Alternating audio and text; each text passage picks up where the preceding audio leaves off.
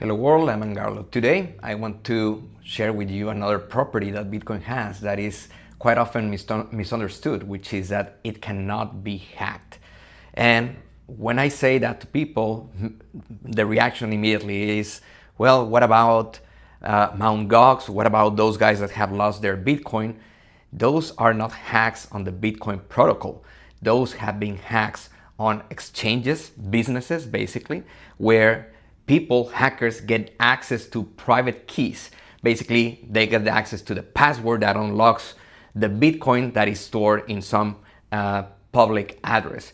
So if you get access to private keys, that's where you unlock the value that is stored in the public address that those keys secure.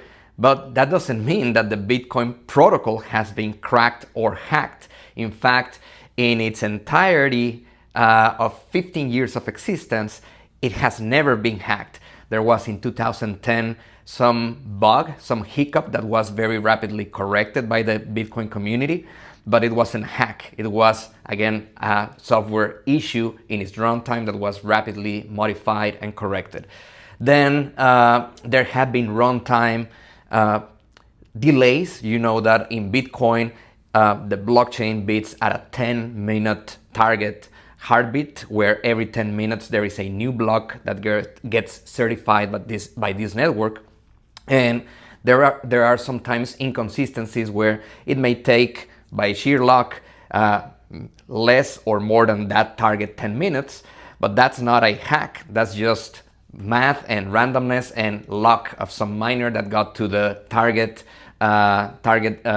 block reward basically, and got rewarded with that Bitcoin in roughly more or less than 10 minutes. But the Bitcoin network itself, the protocol itself, cannot be hacked. And the reason why is because it is protected by cryptography. In this case, by an encryption of SHA-256.